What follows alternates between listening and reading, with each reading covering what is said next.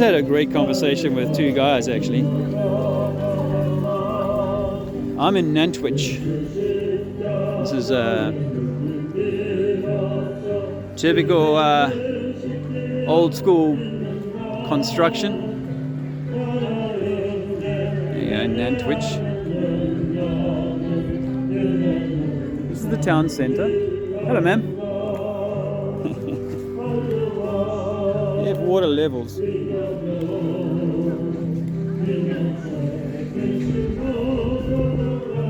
Is Earth flat?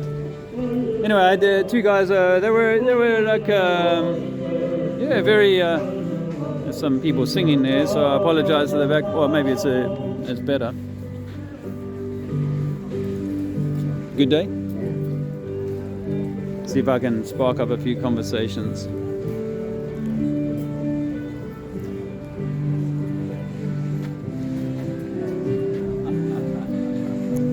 Water's always level, my friend. I've read the story. It's overwhelmingly amazing how obviously it's flat. It's obvious. It's flat. Thank you. Thank you. All the best. Electromagnetic. Look into electromagnetic. Ah, there you go. It's not all bad.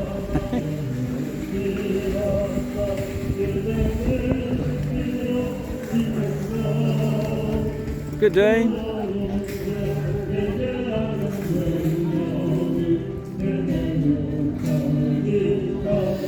Well, it's been a while since I did street activism, so a little bit rusty, but I'm gonna try and catch a few people's attention.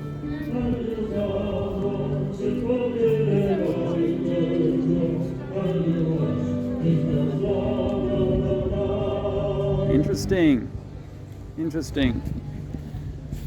Let me add a little bit more to this work, if I can.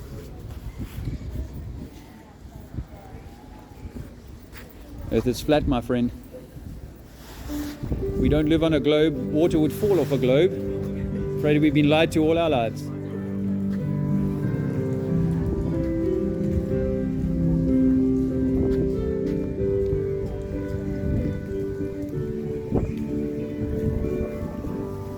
I like this one. I'm quite pleased with it. Let's see what I can add to it. All right, mate. I'm just what is it?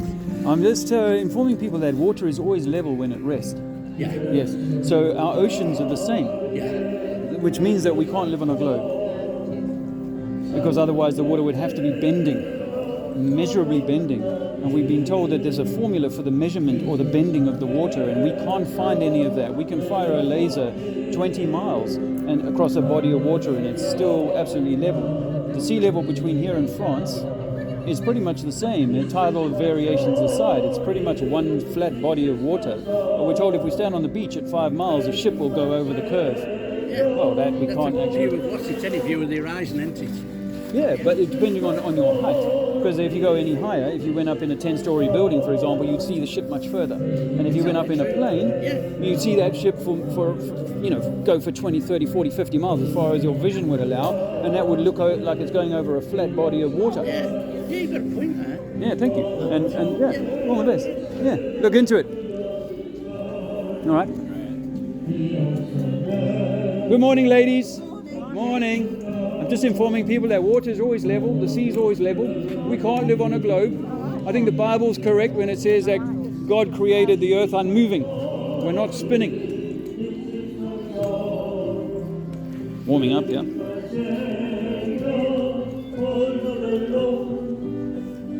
This is my story, this is my song, praising my Savior all the day long. Hello there.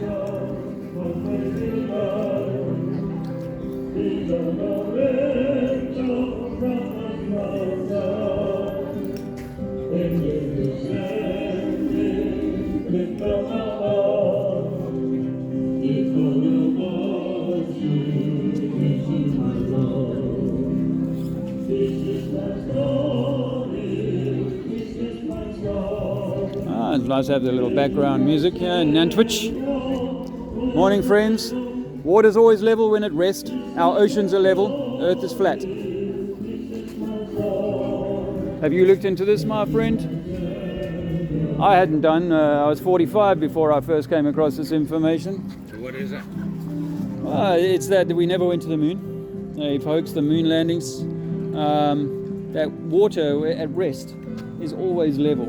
And now in our big oceans we do have tidal movements, swells and so on. But that's caused by weather and other factors. But it doesn't make it round, you know, or spherical, I should say.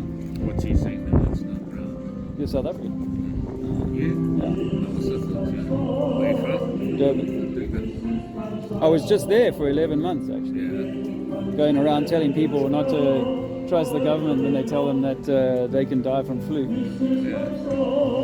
And but I'm back now, and I'm just trying to get back get around and telling people that the NASA thing is a big hoax designed to kind of give us a new religion, because people aren't into into religion much anymore. So they believe much more in aliens, life outside of this place, which we cannot prove or even get out of this place as far as I can tell. You know, the whole thing of going out into outer space.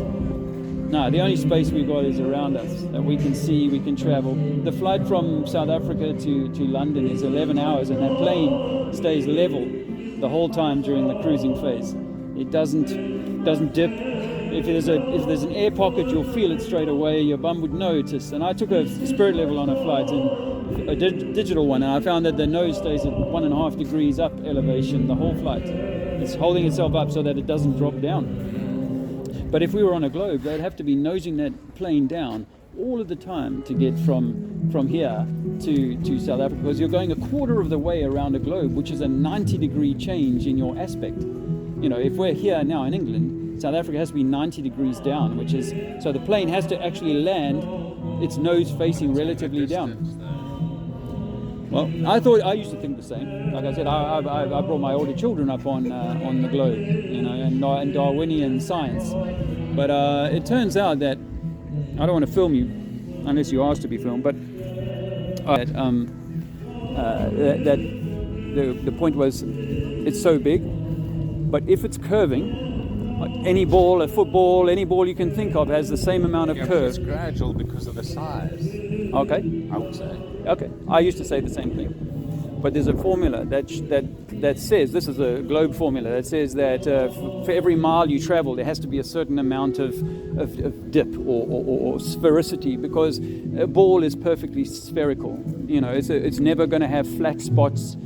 It's always going to have the same amount of, give or take, it's going to have the same amount of bend no matter where you start from. So you should be able to measure that bend and account for it. And they say that over, say, the distance from here to Calais, for example, is, you're losing 300, 400, 500 feet of height in that distance. But from France, you can see the White Cliffs of Dover, all of them. I've seen Morocco from Spain. I've seen things. Growing up in Durban, you can see the lights of Umhlanga rocks at night. But according to their maths, those street lights should be below the water level of where I'm standing at, say, Durban, North Beach or whatever. So we cannot, as much as we've tried, we cannot find any measurable curve. Now, in good science is you can take a thing and you can model it at small level, even if you can't model it at the large level of the Earth, right? So I can take a bath or a lake or a dam, any lake, Vaal Dam, I don't know, you from Joburg, or any dam you like, and I can prove that water is, on a still day, is perfectly calm. How can I prove that? Well, it's like a mirror. And a mirror would reflect all of the trees and everything in the surrounding environment perfectly. And that's what we see on a still lake, is that body of water is still. Because even if we lived on a globe, even a small dam like the Vaal would have an amount of curvature. But you still saying the Earth's flat? Well, the mountains are not, but the sea level... But then I'm saying, but I'm just saying, like, if you say the Earth is flat, then you would get to the end. Well, there might be an end, but we're not able to get to the Antarctic. There's an Arctic treaty that doesn't allow us to travel below the 65th parallel, and it was signed just after the war in 1950. They did a series of tests down there. Americans sent a battle group down to Antarctica with a guy called Admiral Byrd, and he came back and said he'd found land bigger than America down there. And then he died a year later. But they shut that down with the Antarctic Treaty, that the Russians, all these countries that are at war with each other, they all adhere to that today, and yet apparently there's resources there that any company, BP, whatever, they would love to get their hands on if there was resources there. So why are they not? Because we're not allowed to explore what's on the edge, if there is an edge. Now, we know that if I had a glass of water or a lake or whatever, it has to have an edge. But somebody would be able to photograph it from there. Well, here's an interesting thing. You know, we travel east and west in the plane. We've never traveled underneath. We've never traveled north-south under the pole, under the Antarctic. There's not one flight plan. And I went on the South African ship, the Agulhas, which is the icebreaker ship, when it came into London a few years ago, because a guy called Ranulph Fiennes, he's a British explorer, Sir Ranulph Fiennes, right, really famous guy. His crew who were on the boat said to me, it's taken us 5 years to get permission for Ranulph to walk across one peninsula of the Antarctic. So no, it's not as simple as, we could just go down there. None of us can go down there. We're not allowed down there. And if you do go down on a tour, you get to go to like a little beach. You know, it's like saying, we visited Cape Town. We went to the beach at Cape Town. We've seen all of South Africa. No, you haven't. No, you haven't. And so we don't fly underneath it. We don't fly. We can't. We don't know that we can get around it. So I think anyway, that if we live on a flat Earth, there has to be an edge, and just like they say in the Bible, there has to be a firmament, like a roof, a dome, because we live in a pressure system, right? And with thermodynamics, we know that the only way to contain pressure is to keep it in a sealed container. If you pierce the deodorant can, all that pressure will immediately equalize with the surrounding environment. That's what happens. So our world cannot have, like they taught us in school, that eventually air just gets thinner and thinner, and then eventually now you're into a vacuum. No, a vacuum is so powerful that unless you put big barriers in between that vacuum and your thing, it's just going to remove any atmosphere instantly. You know that NASA have a vacuum chamber that they use to do some experiments and tests and so on. The walls are 6 or 8 feet thick, because if they're not that thick, it'll just implode. It'll just crush itself in. And here's the funny thing is that they've never taken a man in a spacesuit and put him in one of their own vacuum chambers. Never done that. Yeah, I don't believe that thing that they landed on the moon, because who took the photographs? That's a good question. Who took the photo? And then not only that, there's a photo of the lunar lander leaving the lunar surface, and the dude's panning up. It's like, how did they do that, and how did they Bluetooth it or wirelessly send it back to the Earth? It was staged or something somewhere there. Yeah. Stanley Kubrick and the British are very involved in that cover-up. There's lots of bullshit stories. And same with the ISS. The whole ISS can be broken down into, they're using a high-level plane that drops down and gives them 0G for 45 seconds, and they film a clip, and then they go back up, and then they use harnesses in other scenes, and then with the spacewalks, they use a swimming pool, which is their training pool, right? But now you see they use the same suit in a swimming pool as they do in space. And a swimming pool is putting pressure on you, whereas space is meant to be pulling pressure away. So the suits would have to be two different kinds of suits. You go well. Cheers, brother. Tot ziens. He's thinking about it.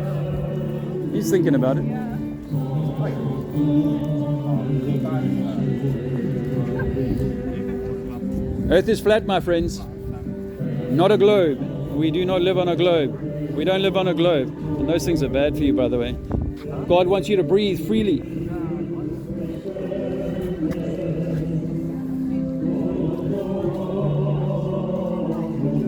Hello, ma'am.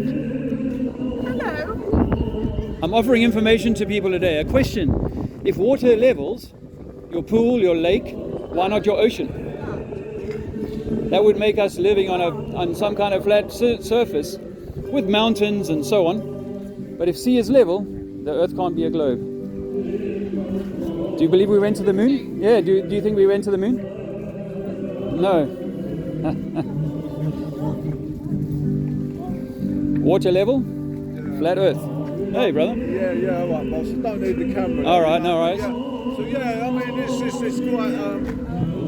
quite a feasible one. You know, but I've only just come to understand it myself. Like, Okay. like, you know what I mean? That we've been living in an illusion, like. Yes. You know, a fabricated Yeah, lie, yeah. if you like. Yeah, And total. and it's kind of you ask yourself, well, what would be the purpose of that? To you know, to delude or deceive us all. I got two answers. Go on. First one is, what if they're hiding land?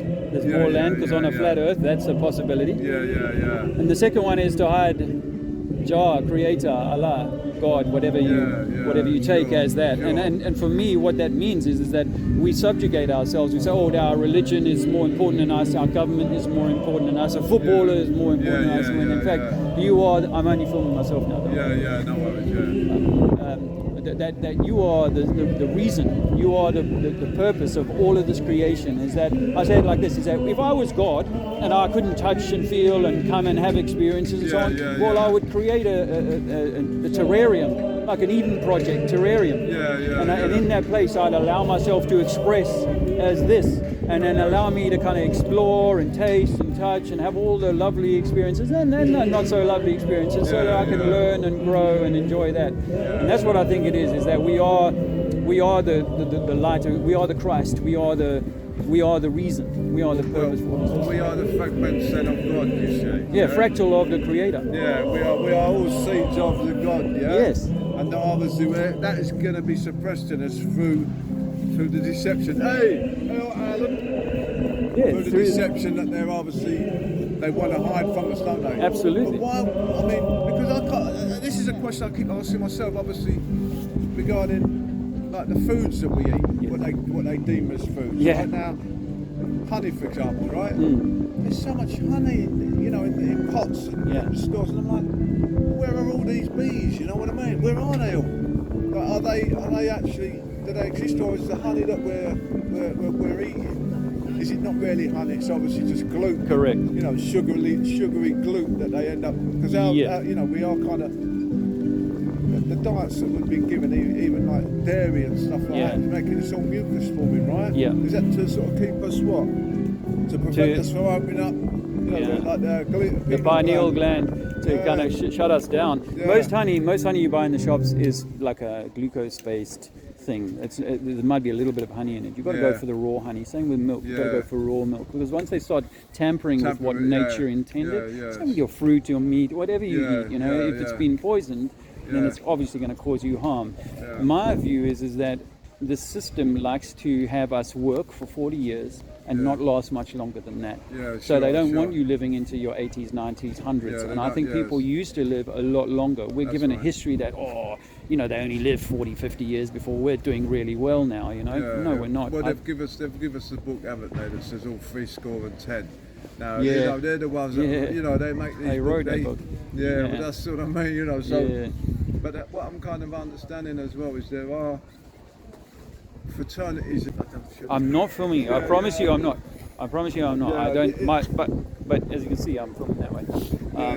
The unseen frequencies. So there was a point in time here, in certainly in the UK, where they deliberately changed the frequencies of the resonate of music, so that actually, you know, it's lowering us down rather than like 440, 432. Well, so that's why I'm quite pleased with regards to the frequencies. I'm trying to, I think the sort of reggae music is still trying to resonate at the higher frequencies. So obviously, you know. That's why they didn't want Bob Marley to live long, because he was speaking so much truth, man. And those lyrics, he knew. That man knew so much about. There are many people that know, but they're silenced. Why? Is it because they fear the consequences? Because there's only a few people that run this game. So if you've got 1 billion people, 10 billion people or whatever who work this out, then they won't be able to control it in that way. Sure. I sometimes wonder whether it's like there is some kind of soul contract with the Most High, who's like, okay, this is the Satan's place, you know, and you've got to. I'm going to go in there and see how well I do, you know.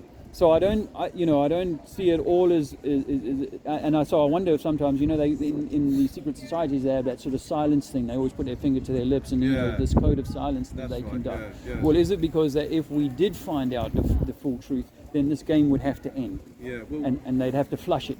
What's kind of a bit obviously as well is it just that simple ball game called Snakes and Ladders, right? Yeah. You know what I mean? Yeah. Good morning. Morning. Right. So this Snakes and Ladders is kind of a life, right? Yeah. It's a little bit like the life, you know. Yeah. 1 minute we can go up ladders and Yeah. up, you know, and depending about how we move through the creation, Yeah. you know, we can slip back down on a lower frequency. Yeah. Obviously, you know. Yeah. But, hey, what's your name, sir? Dave. Dave Dean. Dean, nice to meet Yeah, you, we'll Dean. see each other around if I you hope know. to. I'm only visiting for a week, but I hope to see you Okay. again, Dean. Where I'll you come back. coming from? I'm from all over, man. I was in Okay, South you're Africa for moving. 11 months, but Yeah. yeah. I'm not. I don't have a home right now. So You're I, nomadic, right? at the moment, yeah, the last 2.5 years, man. Because when I found this out, I couldn't continue working for the government. I used to work for government in London, Yeah. and I just couldn't do it anymore. So I stopped that, woodworking, gardening, that kind of thing. But I couldn't keep up the payments on my house. So I lost that. So last 2.5 years, me and my wife and my baby have been on the road. You know, Been just moving, yeah. just trying to kind of spread good life and good vibrations to people. Because I think you're right, Dean. That like there's no like. God said, you know, you can do what you. It's up to you. You got to make your own choices when you're Yeah, down sure, here. You know. sure. So I'm not going to punish you necessarily for being bad, but I do think that there might be like a snakes and ladders thing where you might have to come back again, try it again. It might be at a lower vibration, and you've got to work your way higher up the ladder and so on. It might be that, but I try not to think that it is a bad thing. I just want to empower people. Even with regards to this spamdemic, we call it Yeah, spamdemic, like that, right? or pandemic. Well, yeah, that one. But spam is like a Yeah. man-made Yeah, object that's yeah. supposed to be Oh yeah, of itself. meat. Yeah. So spamdemic. Yeah, You know, who took the fix and what that fix is doing. What is it doing? What is it going to do? What is it, you know, and these people are, you know, they're having faith in pensive state. I mean, that's come on, right. come on. That's right. And, Yeah. and Bill Gates and Fauci and scientists and so on. You know. Schwab and these Yeah. because they're at Davos this week, aren't they? Yeah. I mean, I sometimes think, why can't some of this, you know, tribulation affect them properly? You know Yeah, what I mean? yeah. You know, like wipe out some of their, you know, their collateral, which is their wealth, isn't Yeah, it? yeah, yeah. That's how they condition a lot of people, right? Well, maybe they come back next time round as like with a hard story to kind of deal with, you know. And because I've been in South Africa, and I've seen people living in very, very difficult conditions there, Yeah. you know, and that's really not fair. And sure, until yeah. people speak about this stuff and change the way that the world is set up, we're going to continue to have problems. Hello. Hello. How are you? Very well, thank you. Just come to have a bit of a nosy, really. All right. What Barry. Oh, Lee. Hi, Lee. I'm Lee, Dave. down to which place nice to meet you. What's your name? Dave. Dave. I'm just passing. Yeah, he's passing I was through. just talking- Yeah. We were just chatting We about. were talking of reasoning. We were Yeah. reasoning because, you know, it's good to talk, right? It's good to talk. And humans are, and by nature, we are social beings. You know, and so we haven't done a lot of socializing in the last few years. It's important that people can come together and embracing that again. because we're divided and conquered in the way that the system is at the moment. And so people need to come together, color, nationality, whatever, all of these things, you know, and realize that we have one, you know, there is only one source, one creator, and that source intended for us to come and have a beautiful experience as brothers, not fear each other and have to stand 6 foot from each other and all that sort of stuff. So is this like a environmental sort of what's on the floor here? When you say environmental, what do you mean? It's in reference to, is it in reference to rising sea levels or? No, it's that the sea level is level. Like we have one sea level on Earth. I don't know if you know that, but all topographical maps use exactly the same sea level. Yeah.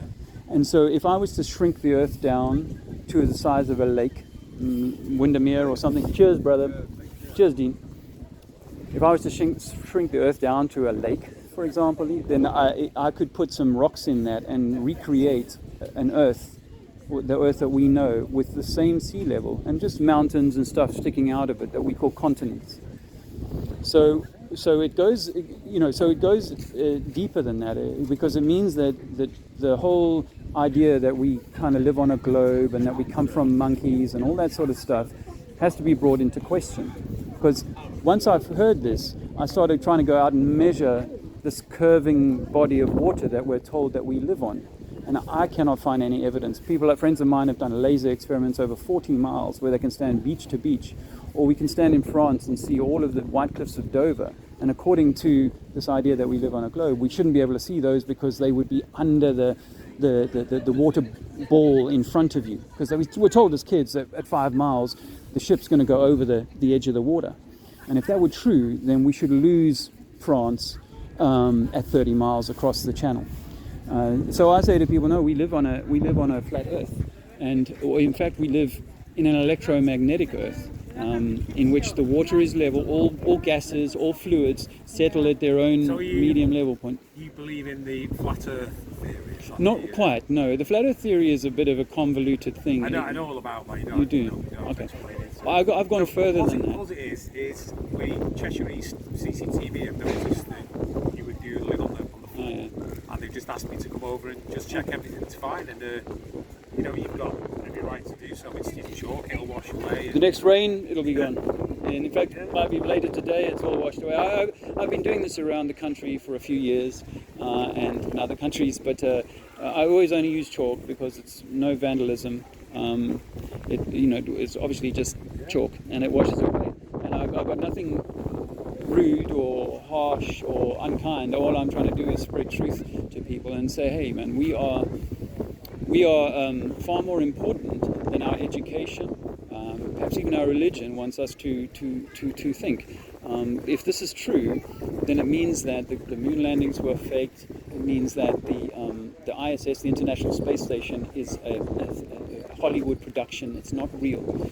Even my friend Tim Peake didn't actually. When you see his interview on Channel 4 when he's up in space. The astronaut so are you disputing whether he went to the ISS or not? Or? Yeah, I mean the ISS is either because we do track the rockets as well, don't we? We track them into space, so we know that they go there. We know that that's what they're doing. Well, if this is true and the water is level and they've kind of created a globe Earth over the last 100 or 200 years for us to believe in, and their ability to create the software that would tell satellite engineers, and I've spoken to people who work in these industries, and they receive data. But that data set could be created by me in a back room and then fed to them and say, this is the data of the rocket. But when we look at the rocket launches from Cape Canaveral, we see that the rocket goes up, and then after about 20 miles, it starts to do a parabola, and it starts to kind of dip like this, and we're told that's because it's going around the curve of the Earth. But it could also be that they're landing it into the Bermuda Triangle, which no one really can go into, and they're dropping it in there and then collecting it. And then when they're in space, they're either doing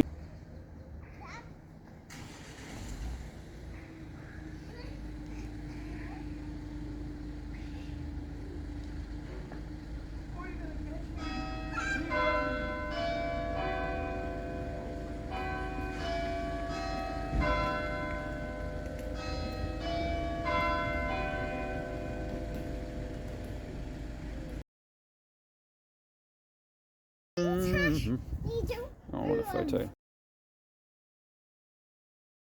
Yeah, that stopped part way through my conversation.